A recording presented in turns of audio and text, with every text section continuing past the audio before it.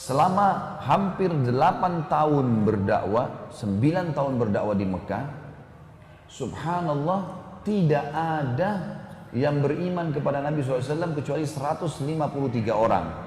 83 orang hijrah ke negeri Ethiopia, ke Habasyah, tinggal di sana, dipimpin oleh Ja'far bin Abi Thalib radhiyallahu anhu, dan yang tinggal bersama Nabi SAW di Mekah 69-70 orang sama beliau.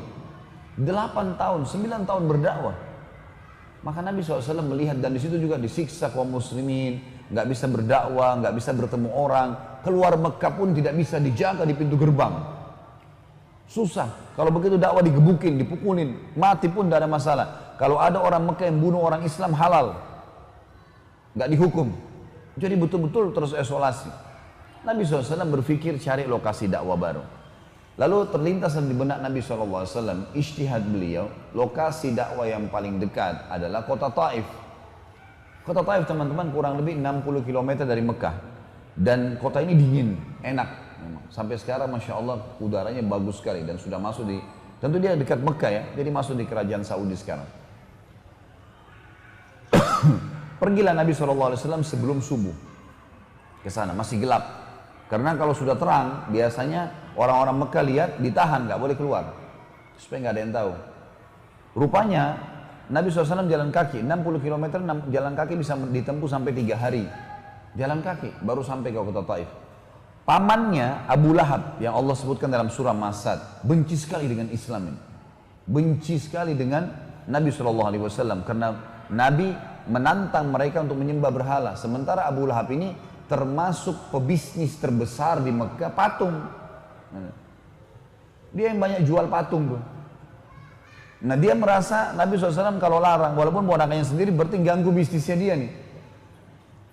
Sampai anaknya dia, ada yang menikah dengan ya, anak Nabi SAW. Suruh cerai. Maka ini penyebab daripada kebencian yang luar biasa, membuat Abu Lahab tahu Nabi SAW keluar dari Mekah, kan? Maka Nabi SAW dikejar oleh dia, tapi dia lewati jalur yang lain pakai kuda, 1,5 hari sudah sampai ke Taif. Dia sampaikan, Abu Lahab sampaikan ke orang-orang Mekah, orang-orang Taif, termasuk kepala-kepala sukunya. Waktu itu, suku Thaqif namanya. Kalau akan datang kepada kalian ponakan saya namanya Muhammad, orang itu pendusta, jangan dipercaya. Dia penyihir, dia memisahkan antara suami istri, dia begini, dia begitu, segala macam keburukan. Dan kalau kalian menerima dia, pasti akan kacau negeri kalian sebagaimana kami kacau. Sekarang kami ribut, kami begini, kami tidak tenang dan segala macam hal. Nabi SAW waktu tiba di sana teman-teman sekalian, tiba di Taif. Begitu datangi kepala sukunya, spontan penolakan. Langsung tidak mau menerima. Karena ada informasi dari Abu Lahab tadi.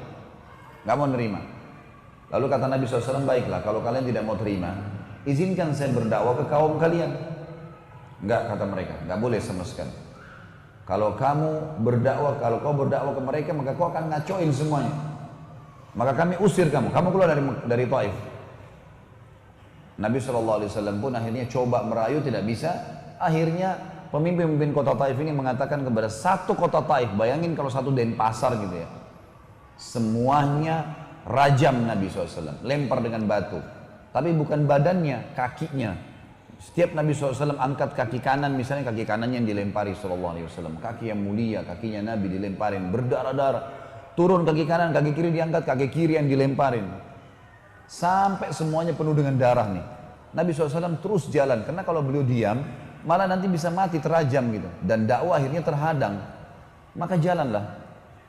Nabi SAW sampai di pintu gerbang kota Taif, sudah keluar, mereka tutup pintu gerbang, lalu Nabi SAW terjatuh, duduk dalam kondisi sakit luar biasa, panas matahari, terik keringatan. Dalam kondisi seperti ini, dakwah di Mekah ditolak, dakwah di Taif ditolak, jalan sendirian tidak ada pembela, dilemparin, dirajam.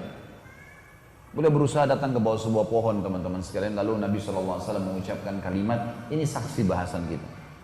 Kata Nabi SAW, ya Allah, kemana engkau akan arahkan kakiku? Ke sebuah kota kah? Mekah, yang menolak dakwah? Atau ke kota ini, Taif, yang melempariku seperti ini? Atau ke satu masa depan yang aku belum tahu ya Allah? Tetapi, kalau seandainya ya Allah, semua ini tidak membuatmu atau tidak merusak hubunganku denganmu, maka aku tidak peduli ya Allah. Tetap aku akan berdakwah. Aku akan sampaikan agama ini selama memang ini tidak merusak hubungan denganmu. Allah Subhanahu wa ta'ala langsung memberikan jawaban kepada Nabi SAW pada saat itu. Datang Jibril alaihissalam. Lalu Jibril berkata, "Hai Muhammad, aku telah diutus oleh Tuhanmu datang khusus untuk menjawab keluhanmu tadi. Dan di sebelahku ini ada malaikat penjaga gunung, tugasnya ngurus gunung seluruh muka bumi ini. Dia kepalanya nih, pimpinan malaikat pengurus gunung seluruh bumi. Kau tinggal titahkan hai Muhammad. Kalau kau mau, perintahkan saja dia, maka dia akan satukan semua gunung Mekah dengan gunung Taif." Jadi teman-teman kalau naik mobil dari Mekah ke Taif ini gunung semua, gunung batu. Kota Taif itu ada di atas gunung gitu, dingin dia. Dia akan satukan antara gunung-gunung Mekah sama gunung Taif sehingga dua kota ini habis dalam sejarah dunia. Nggak ada lagi Mekah sama Taif nih. Dan dakwamu tetap akan tersebar. Pasti akan tersebar apa yang kau sampaikan. Ini agamanya Allah. Atau kamu bersabar, dakwahin mereka dan agamamu juga akan tersebar. Allah berikan jawaban.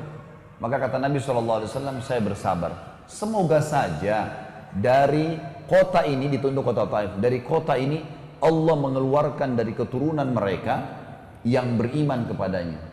Subhanallah, doa Nabi SAW mustajab nih, diterima sama Allah. Keluarlah dari kota Taif, cukup satu orang ini, banyak yang lainnya, tapi satu orang ini kita kenal betul namanya. Namanya Abdurrahman ibn Sakhr, julukannya Abu Hurairah. Abdurrahman ibn Sakhr namanya beliau. Abu Hurairah, Hurairah diambil dari kata-kata Hirrah yang berarti kucing, karena Abu Hurairah suka pelihara kucing. Nama dia Abdurrahman ibn Sakhr. Keluar dari kota Taif itu tadi dan beriman kepada Nabi SAW dan menjadi perawi hadis terbanyak. Ini juga termasuk kasih sayangnya Nabi SAW kepada umat manusia. Beliau tidak, kalau beliau itu hari minta dihancurin semua. Tapi akhirnya tidak jadi hancur.